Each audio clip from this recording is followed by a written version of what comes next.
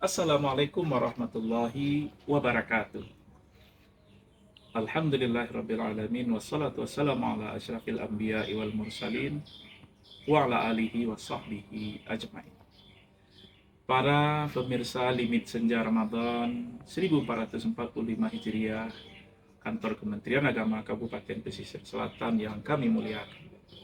Limit Senja minimal 5 menit di senja Ramadan.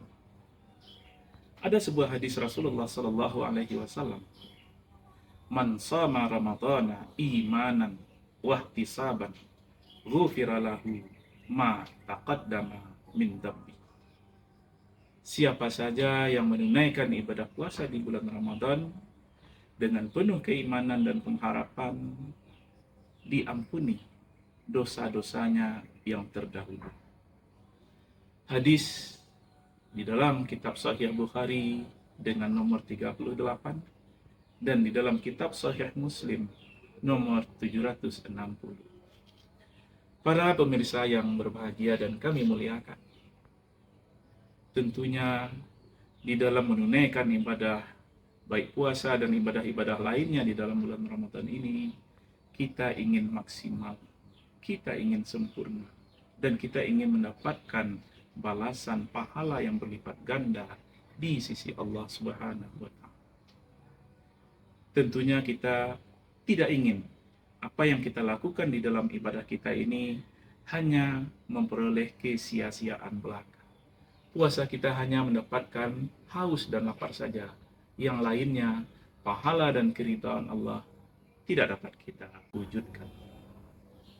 Untuk itu, menjelang memasuki bulan Ramadan ini, barangkali ada hal-hal yang perlu kita pedomani dan kita renungkan. Yang pertama adalah, mari kita luruskan niat ibadah kita dengan niat semata-mata mengharapkan keridhaan Allah yang diistilahkan dengan ikhlas. Tidak ada niat lain, tidak ada tujuan lain selain mengharap ridha Allah Subhanahu wa Ta'ala. Yang kedua adalah kita menyusun perencanaan dan target ibadah kita selama bulan Ramadan. Di antaranya bagaimana agar kita bisa tuntas, full dan sempurna ibadah puasa kita di bulan Ramadan.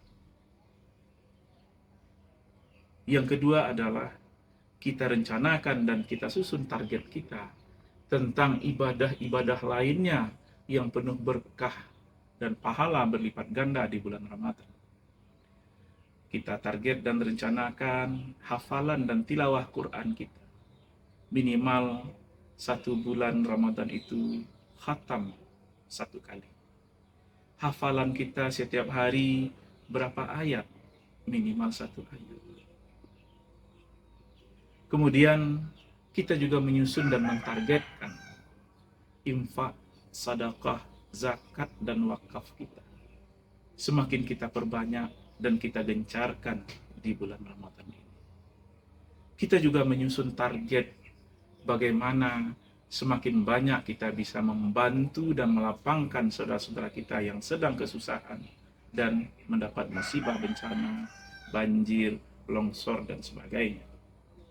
Kemudian bagaimana pula kita menyusun target bagaimana kita bisa memberikan pabukuan kepada saudara-saudara kita sesama para shaimin, orang-orang yang berpuasa. Lebih-lebih lagi, orang-orang yang tidak mampu dan tidak berpunya. Secara gratis kita bagikan. Insya Allah, semua itu akan ada pahala berlipat ganda di sisi Allah. Dan juga bagaimana target-target ibadah-ibadah kita yang lain. Kemudian yang ketiga, yang harus kita pedomani juga adalah bagaimana kita bersabar dan istiqamah menjalankan target-target yang telah kita rencanakan dan merealisasikan. Jangan sampai hasil dari rencana dan target kita itu lebih rendah dari rencana target kita, di bawah ekspektasi tentang prestasi dan kinerja ibadah kita. Apalagi jika dibandingkan dengan tahun-tahun bulan Ramadan yang lalu. lebih rendah lagi, maka kita tentu akan menjadi orang-orang yang celaka. Minimal sesuai dengan ekspektasi. Apa yang kita kerjakan ibadah di dalam Ramadan ini sesuai dengan rencana dan target kita. Bahkan hendaknya lebih target kita itu. Hasilnya lebih bagus lagi. Khatam Quran kita targetkan 1 kali, ternyata 2 kali. Maka hasil kerja, kinerja dan prestasi ibadah kita di atas ekspektasi. Yang keempat adalah semakin banyak beribadah secara berjamaah. Tidak hanya salat saja yang dilakukan dan dianjurkan untuk berjamaah, tapi dalam melakukan ibadah-ibadah yang lainnya juga kita ini dianjurkan untuk berjamaah. Contohnya, infak, sedekah, wakaf, dan zakat. Memberikan pabukuan, melapangkan rezeki, membantu orang yang sedang kesusahan dan ditimpa musibah.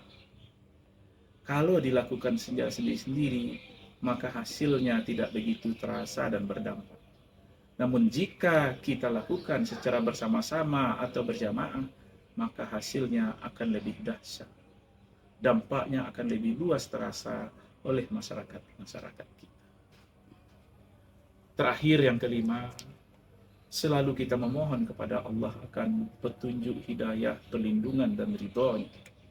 Selalu berdoa kepada Allah akan kebaikan diri kita, kebaikan keluarga kita, kebaikan masyarakat, pemimpin, negara dan bangsa kita, dan kebaikan seluruh hamba Allah yang ada di muka bumi ini. Mudah-mudahan bermanfaat bagi kita semua. Banyak maaf. Billahi taufiq wal hidayah. Wassalamualaikum warahmatullahi wabarakatuh.